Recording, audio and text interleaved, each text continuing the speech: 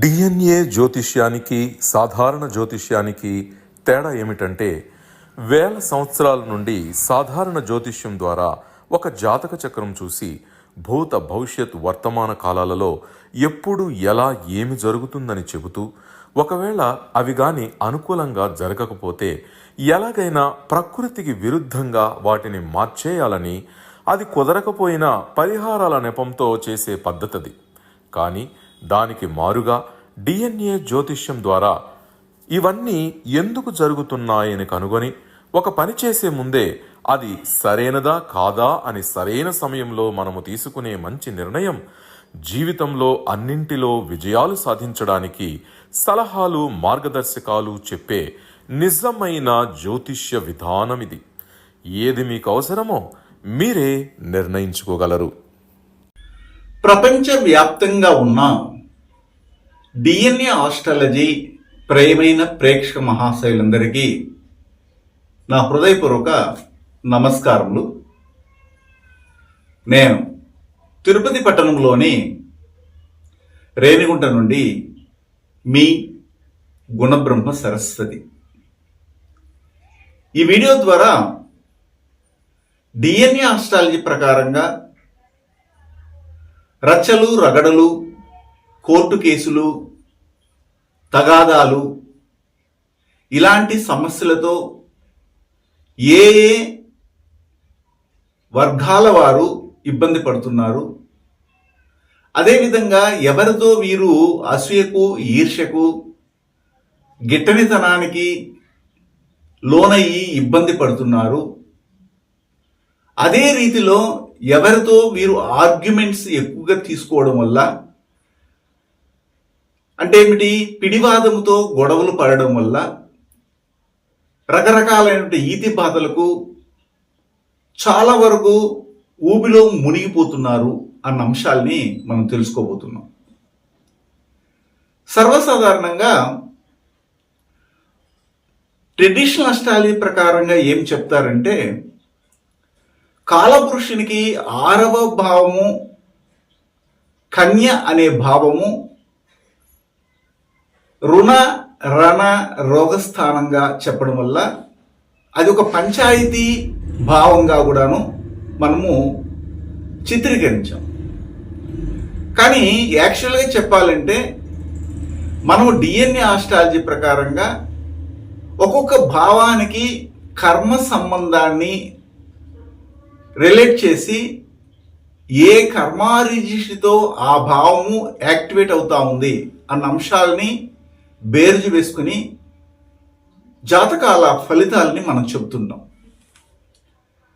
అయితే ఇక్కడ మనం చెప్పే విషయాల్లో ముఖ్యంగా ఒకరికి మన వలన మనం చేసే ప్రకటనల వలన కావచ్చు, మన దగ్గర ఉన్నటువంటి వాటిని షో ఆఫ్ చేయడం వల్ల కానీ, లేదా మన దగ్గర ఉన్నటువంటి విషయాల్ని ప్రశంసించుకోవడం వల్ల, లేదా గొప్పగా బూస్ట్ చేసుకోవడం వల్ల, పోస్టులు వేసి అతికించడం వల్ల అని కూడా అంటారు. అంటే ఏమిటి, దాన్ని బాగా బయట వాళ్ళకి తెలియాలి, మన గొప్పతనం అని చెప్పుకోవడానికి కొంతమంది ఇష్టపడతారు. అలాంటి విషయాల వల్ల ఎదుటి వ్యక్తుల నుండి దృష్టి, లేదా ఎదుటి వ్యక్తుల నుండి అసూయ, ఎదుటి వ్యక్తుల నుండి మన పట్ల ఈర్ష్య, అదే ఒక విధంగా పగగా కూడా మారడానికి అవకాశం ఉంటుంది. అయితే అది ఏ భావముగా ఉంటుంది అన్న అంశాన్ని మనం డిఎన్ఏ ఆస్ట్రాలజీ ప్రకారంగా డీకోడ్ చేస్తాము. అది ఏ భావం అంటే కన్య అనే భావము. మీరు అనుకోవచ్చు వెంటనే, ఓహో కన్య అనే భావము కాలపురుషునికి 6వ భావముగా వస్తుంది కాబట్టి డిఎన్ఏ ఆస్ట్రాలజీ కూడా అలాగే అంటున్నారేమని అనుకోవచ్చు. కానీ మనం ప్రతినిత్యము ప్రతి ఒక్కరి జీవితంలో పొందే ఇబ్బందులు, రచ్చలు రగడలు, పోటీతత్వము, అసూయ, ఈర్ష్య, దృష్టి వలన వచ్చే కష్టాలు, కోర్టు వ్యవహారాలు, ఆర్గ్యుమెంట్స్, వాగ్విధాలు ఇవన్నీ జరగడానికి కారణము ఈ 12 భావాలలో పరిశీలించినట్లయితే 6వ భావముగాను, రెండవది మరియు 11వ భావముగా చెప్పుకోం. ఎట్లా 11వ భావం అని చెప్తామంటే, నేను చెప్పేది కాలపురుషుని యొక్క ఆర్డర్లోనే మాట్లాడుతున్నా. దాన్ని బట్టి చూస్తే కాలపురుషుని యొక్క ఆర్డర్లో 6వ భావంగా వచ్చే కన్య మరియు కాలపురుషుని యొక్క ఆర్డర్లో 11వ భావంగా వచ్చే కుంభం, ఈ 2 భావాలు మాత్రమే అసూయకు, ఈర్ష్యకు, తగాదాలకు ప్రారంభమైనటువంటి పాయింట్గా కన్య అనే భావం ఉంటే, ఎందుకంటే అది పంచాయతీ ఇచ్చే భావం అని చెప్తాము. అయితే దేని వలన అది ఎక్కడ పోయి తేలుతుంది, ఆర్గ్యుమెంట్లో తేలి అది దీర్ఘకాలికంగా జీవితంలో కష్టాలను తెప్పించే భావంగా కుంభం అనే భావాన్ని తీసుకుంటాము అని మన డిఎన్ఏ ఆస్ట్రాలజీలో మనం చెప్పుకుంటున్నాం. అయితే ఇది ఒక లేటెస్ట్ అయినటువంటి వీడియో, ఇంతవరకు మీకు ప్రచురించలేదు. మా దగ్గర చదువుకున్న స్టూడెంట్స్ కూడా ఇందులో కొంతవరకు తెలియకపోవచ్చు. దీన్ని విన్న తర్వాత వారికి ఒక అవగాహన అయితే వెంటనే కలుగుతుంది, మిగిలిన వారికి అయితే కొద్దిగా లేట్గా అర్థమయ్యేదానికి అవకాశం ఉంటుంది. అయితే ఎందుకంటే ఈ శని యొక్క కర్మ రిజిస్ట్రీ కలిగినటువంటి భావంగా మనం కన్య అనే భావాన్ని తీసుకుంటాం. ఎందుకంటే కన్య అనే భావంలో బుధుడు మూల త్రికోణ ఇల్లుగా చేసుకుని ఉండడం జరుగుతుంది. బుధుడు పుట్టినటువంటి నక్షత్రము ధనిష్ట అనే నక్షత్రము. ధనిష్ట, స్వాతి, పునరుషు ఈ 3 నక్షత్రాలు కూడాను శని యొక్క కర్మ రిజిస్ట్రీ కలిగి ఉంటాయి. కాబట్టి కన్య అనే భావము కంప్లీట్గా దృష్టిని లాగుతుంది. మన దగ్గర ఉన్నటువంటి విషయము ఇతరుల దగ్గర లేనప్పుడు వారు మనల్ని చూసి అసూయపడతారు. అదేవిధంగా ముఖ్యంగా చెప్పాలంటే మనం పేదవాళ్ళుగా ఉన్నా, మనకు ఏమీ లేకపోయినా కానీ మనం హ్యాపీగా ఈరోజు గడిస్తే చాలు అనుకుంటాము. కానీ ధనికులుగా ఉన్నటువంటి వారికి అన్నీ ఉన్నా కానీ, అన్ని రకాలైన సౌకర్యాలు ఉన్నా కానీ వారు చూడండి ఎంత హ్యాపీగా ఉన్నారు, వాళ్ళు చూడండి ఎంత నవ్వుకుంటున్నారు. మనకి ఇన్ని ఉన్నా కానీ నవ్వుకోలేని పరిస్థితి ఉన్నట్టుగా ఈ పేదవారు ఉన్నటువంటి వారి పట్ల కూడా అసూయ చూపుతారు. అలాగే అసూయ, ఈర్ష్య, ఒక విధమైనటువంటి పగ, ప్రతీకారం తీర్చుకోగలిగే భావం ఏదిగా వస్తుందంటే కన్య అనే భావం వస్తుంది. అయితే ఈ 11వ భావము అని చెప్తున్నాం, కాలపురుషుని 11వ భావం, దాన్ని కుంభం అంటున్నాము. ఈ కుంభము ఆర్గ్యుమెంట్స్ని ఇంకా రెచ్చగొట్టి చిన్న విషయాన్ని కూడా పెద్దదిగా చేయడము, అంటే ఇప్పుడు గోటితో పోయేది గొడ్డలి వరకు వచ్చే విధంగా చేసే భావం ఏదంటే 11వ భావంగా చెప్పబడే కుంభము. కాలపురుషుని 11వ భావంగా చెప్పబడే కుంభము. ఎందుకు కుంభానికి ఆ విధమైనటువంటి స్థితి ఏర్పడిందంటే కుంభం అనే భావంలోని శని మూల త్రికోణ ఇల్లుగా ఉండడం జరుగుతుంది. శని పుట్టినటువంటి నక్షత్రము రేవతి అనే నక్షత్రము. ఈ రేవతి, కృత్తిక, పుబ్బ, మూల ఈ 4 నక్షత్రాలు కూడా కుజ కర్మ రిజిస్ట్రీని కలిగినటువంటి నక్షత్రాలు. కాబట్టి కుజుడు అంటే ఏమిటంటే వేగము, కోర్టు కేసులు, తగాదాలు, వాగ్విధము, పిడివాదము, అదేవిధంగా కొట్టడము, తిట్టడము, రచ్చ రగడలతో కూడినటువంటి వివాదాన్ని ప్రేరేపించే, ప్రకోపించే గ్రహ కారకత్వాలుగా మనం చెప్పుకుంటాం. కాబట్టి ఈ కుంభము అనే భావానికి ఇలాంటి పరిస్థితి ఉంటుంది. కాబట్టి ప్రతి ఒక్కరికి వారి యొక్క లగ్నంలో నుండి కన్య అనే భావం ఎన్నవ భావంగా వస్తుందో ఆ భావము మీ జీవితంలో జరిగే రచ్చలు, రగడలు, కార్పణ్యాలు, ప్రతీకారాలకు ప్రారంభ పాయింట్గా ఉంటుంది. అక్కడి నుంచే అసూయ, పోటీతత్వము, ఈర్ష్య ఇలాంటివి స్టార్ట్ అవుతాయి. అది ఎక్కడవి ఎండ్ అవుతాయంటే కుంభం అనే భావం మీ లగ్నానికి ఎన్నవ భావంగా వస్తుందో వారి ద్వారా అది ప్రకోపింపబడుతుంది.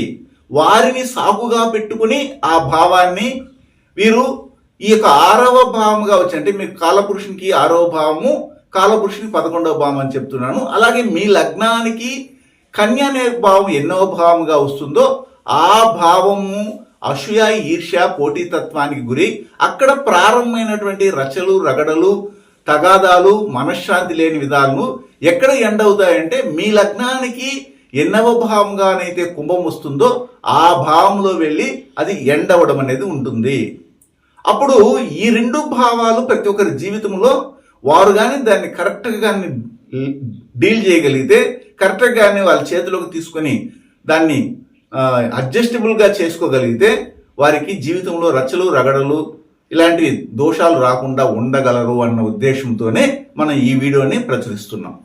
ఆ విధంగా ఒక్కొక్క లగ్నానికి, మనం రాశి గురించి మాట్లాడట్లేదు, డిఎన్ఏ ఆస్ట్రాలజీ ప్రకారంగా ఒక్కొక్క లగ్నానికి మనం తీసుకొని ఏ లగ్నానికి చెందినటువంటి వారికి ఈ కన్య అనే భావం ఎన్నవ భావంగా వస్తుంది, ఆ భావ సంబంధమైనటువంటి కారకత్వాలతో ప్రారంభమైనటువంటి అసూయ, పోటీ, ఈర్ష్య ఇలాంటి గిట్టనితనము, ఒప్పనితనము, దృష్టి దోషాలతో ప్రారంభమయ్యి ఎక్కడ పోయి ఎండ్ అవుతుందంటే అదే లగ్నానికి కుంభం ఎన్నో భావంగా వస్తుందో ఆ భావ బంధుత్వ కారకత్వాలని సాకుగా పెట్టుకుని ఆ యొక్క యుద్ధం అనేది నడుస్తుంది, ఆ రచ్చ అనేది వస్తుంది, ఆ రగడ అనేది వస్తుంది, ఆ కోర్టు సంబంధమైన వ్యవహారాలు నడుస్తాయి అనేది అన్ని గురించి ఇప్పుడు మనము ఒక్కొక్క దాన్ని తెలుసుకోబోతున్నాం.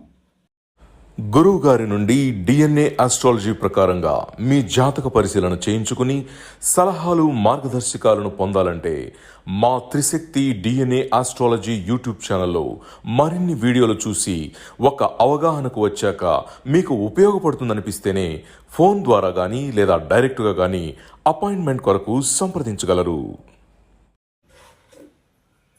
కాలపురుషునికి 6వ భావంగా వచ్చే కన్య అనే భావము, కాలపురుషునికి 11వ భావంగా వచ్చే కుంభం అనే భావము, ఈ 2 భావాలు వరుసగా శనికర్మ రిజిస్ట్ని మరియు కుజకర్మ రిజిస్ట్ని రేడియేట్ చేసే భావాలుగా మనం చెప్పుకుంటూ వస్తున్నాం. అయితే కన్య అనే భావము దృష్టిని, ఇతరుల నుండి అసూయని, ఇతరుల నుండి ఒక విధమైనటువంటి ఈర్ష్యని, పోటీతత్వాన్ని ఆ జాతకులకి గ్రాస్ప్ చేసే విధంగా ఉంటుంది, లాగిస్తుంది అని చెప్పుకున్నాం. దానివల్లనే అక్కడ పంచాయతీ స్టార్ట్ అవుతుంది. దానివల్లనే ఇతరులకు వారి పట్ల ఒక విధమైన పగ, ఒక విధమైనటువంటి ప్రతీకారము, ఎలాగైనా వీరితో ఆర్గ్యూ చేయాలి, గొడవలు పెట్టుకోవాలన్న ఆలోచన కలుగుతుంది. అయితే కుంభం అనే భావము అన్ని వేళలా కుజకర్మారీష్ని కలిగి ఉంటుంది కాబట్టి వారితో చిన్నగా ఆర్గ్యుమెంట్ చేసి దాన్ని పెద్ద చేసి వాళ్ళని తీసుకెళ్ళి ఎక్కడైతే ఇరికించాలో అక్కడ ఇరికిస్తాము అన్నట్టుగా వారి యొక్క తత్వం ఉంటుంది. ఎదుటి వారి యొక్క తత్వం అనేది మనం చెప్పుకుంటూ వస్తున్నాం. ఆ క్రమంలో ఈరోజు కాలపురుషునికి మొదటి భావమైనటువంటి మేష లగ్నం వారిని తీసుకుందాం. అప్పుడు డిఫాల్ట్గా మేష లగ్నంలో పుట్టినటువంటి వేల కోట్ల మంది జనాభాలో ఈ ప్రపంచంలో ఎంతమంది అయినా ఉండని వారికి కన్య అనే భావం 6వ భావంగానే వస్తుంది. మీరేమనుకుంటారంటే 6వ భావం అంటే రణారుణ రోగస్థానం కదా, అందువల్లనేమో ఇలాంటి ఇబ్బందులు కలుగుతాయి అనుకుంటున్నారేమో. ఇది ఎట్టి పరిస్థితిలో కానేరదు. కారణం ఏమిటంటే ఈ కన్య అనే భావము బుధునికి మూల త్రికోణ ఇల్లు. బుధుడు పుట్టినటువంటి నక్షత్రము ధనిష్ట నక్షత్రం కనుక ధనిష్ట, స్వాతి, పునరుషు నక్షత్రాలలో ఈ యొక్క శని కర్మ రిజిస్టర్ యొక్క ప్రభావం అధికంగా ఉంటుంది అని మనం చెప్పుకున్నాం. అందువల్లనే కన్య అనే భావానికి శని కర్మ రిజిస్టర్ ఉంటుంది.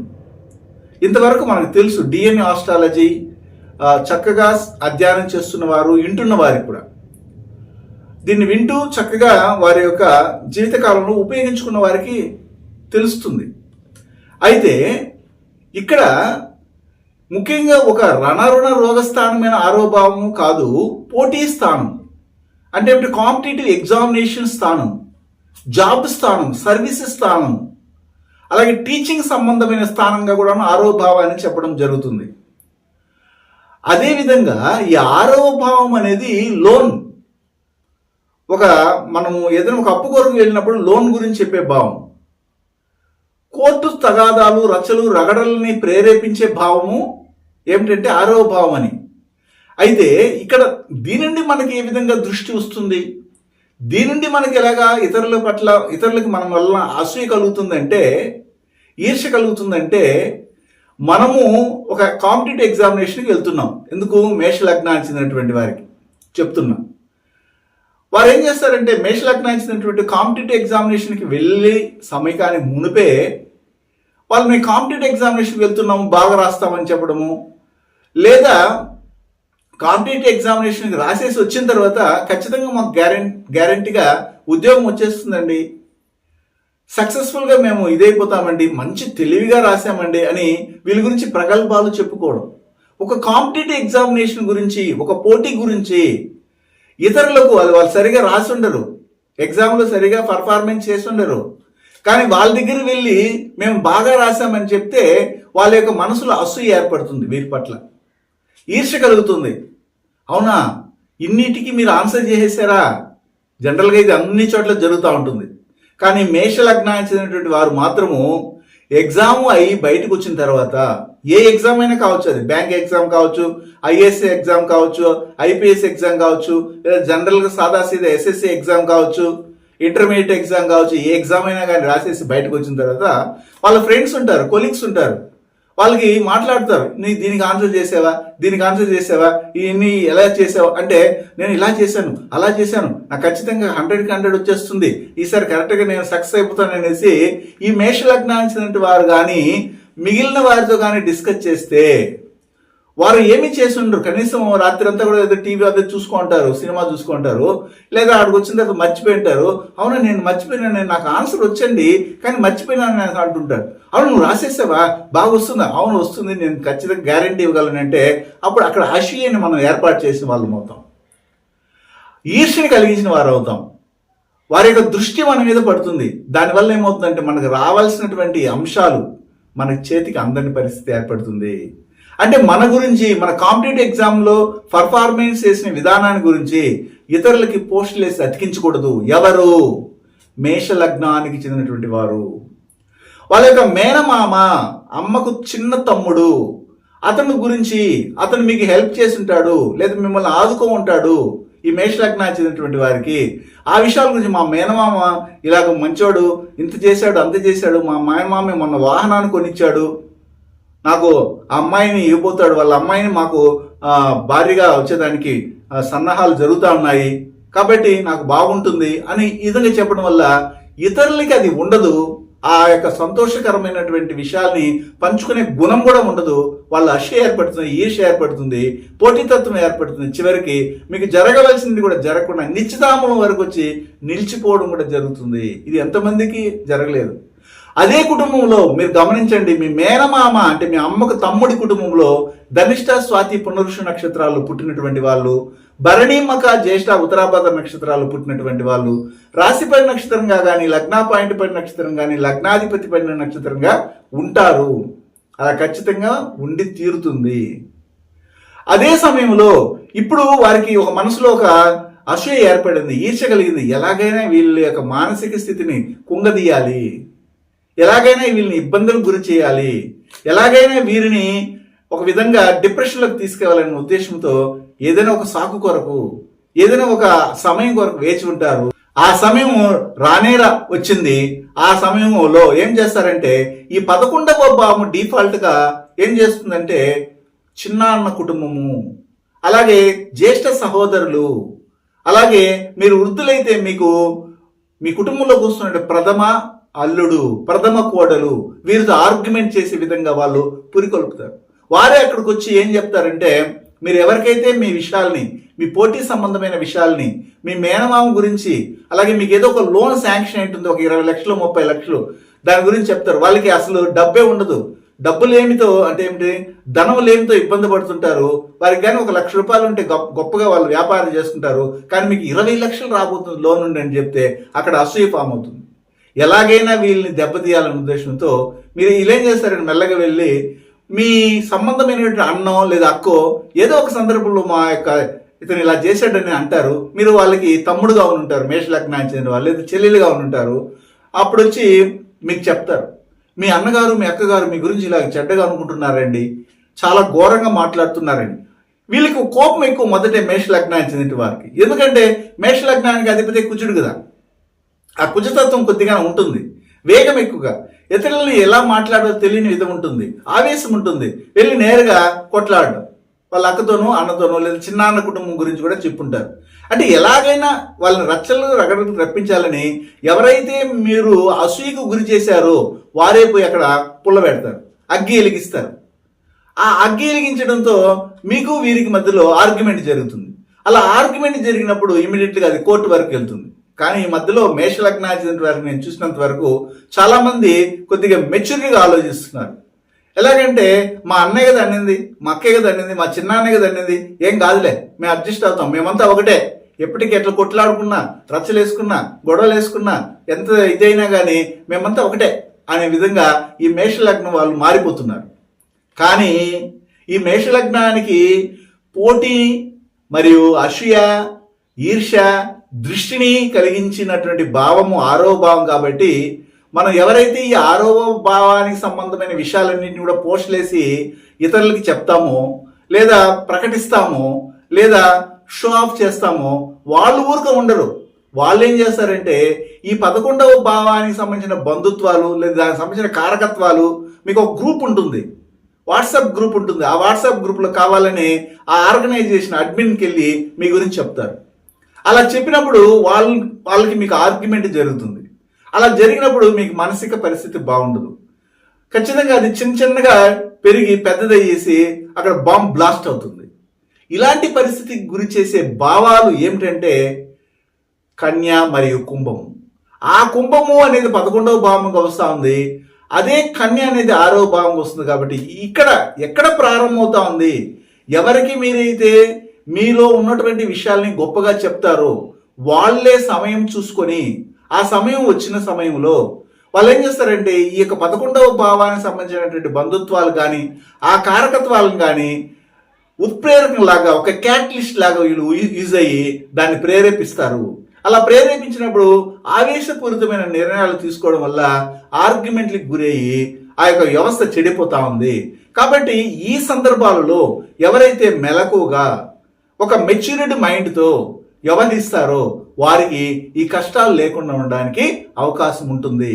ఇది ఒక అలర్ట్ మెసేజ్గా మీకు అందజేస్తుంది. అంటే ఏమిటి, అన్నీ అయిపోయిన తర్వాత అవునండి మీరు చెప్పింది కరెక్ట్ అండి, నేను మేషలగ్నం అండి, నేను ఈ విషయాలన్నీ కూడా వాళ్ళకి చెప్పేవానండి, మంచి వాళ్ళని అనుకొని చెప్పేవానండి, వాళ్ళే మెల్లగా ఎప్పుడో వెళ్ళి వాళ్ళకి చెప్పేశారండి కొన్ని విషయాలు, కావాలనే నా దగ్గర వచ్చి వారి గురించి చెడ్డగా చెప్పారండి, నేను మొదట ఆవేశపరుడునండి, నేను గొడవలంటే చాలా ఇష్టపడతానండి, వాళ్ళతో వెళ్ళి దుమ్ముగా మాట్లాడానండి, ఇద్దరం కూడా బాగా కొట్టుకున్నామండి, అయితే దీనికి పరిహారం ఏమిటండి అని మాత్రం దయచేసి మా దగ్గర రాకండి. నేను మీకు ముందుగా చెప్పగలను, దీని నుండి జాగ్రత్త పడండి అని చెప్తాను. నేను అన్నీ అయిపోయిందండి దీనికి పరిహారం చెప్పమంటే మాత్రం దయచేసి మా దగ్గర ఆ స్కూల్ లేదు, సిలబస్ కూడా లేదు, కాబట్టి మా దగ్గర రాకండి. మా దగ్గర రాదలుచుకుంటే ముందుగా రండి. ఏదైనా ఒక నిర్ణయం తీసుకోవాలని మునుపు కానీ వచ్చినట్లయితే ఆ నిర్ణయం మంచిదా కాదా, మీకున్నటువంటి కన్ఫ్యూజన్ స్టేట్ నుండి మిమ్మల్ని తేటతెల్లంగా క్లియర్గా బయటపడే మార్గాన్ని మేము మీకు మా యొక్క పరిజ్ఞానంతో మీ జాతకంలో ఉన్న విషయాల్ని అన్వేషణ చేసి ఒక నిర్ణయానికి వచ్చి మీకు చెప్తాం. శుభం. డిఎన్ఏ జ్యోతిష్యం నేర్చుకోవడానికి ఆసక్తి ఉన్న వారందరికీ గురువుగారి తరపున స్వాగతం. దైవజ్ఞ శ్రీ గుణబ్రహ్మ సరస్వతి గారి నుండి ఆన్లైన్ ఆడియో క్లాసుల ద్వారా అద్భుతమైన ఈ వంశపారంపర్య జ్యోతిష్యంను బేసిక్స్ నుండి అడ్వాన్స్ వరకు నేర్చుకోవాలంటే మీరు ఒక్కసారిగా ఫీజు చెల్లించేస్తే మిమ్మల్ని డిఎన్ఏ వాట్సాప్ గ్రూప్లో యాడ్ చేసినప్పటి నుండి మీ జీవితకాలం డిఎన్ఏ జ్యోతిష్యానికి సంబంధించిన క్రొత్త అప్డేట్స్ని ఆ వాట్సాప్ గ్రూప్లో నిరంతరం పొందవచ్చు. ఫీజు చెల్లించిన వెంటనే జరిగిపోయిన పాఠాలు మీ ఈమెయిల్ ఐడి ఇస్తే గూగుల్ డ్రైవ్కి మొదటే గురువుగారు పంపిస్తారు. అందులో మీకేదైనా డౌట్స్ వస్తే జూమ్ క్లాస్లో గురువుగారే స్వయంగా క్లియర్ చేస్తారు. పీడిఎఫ్ కానీ ప్రింటింగ్ మెటీరియల్ కానీ ఇవ్వబడదని గమనించగలరు.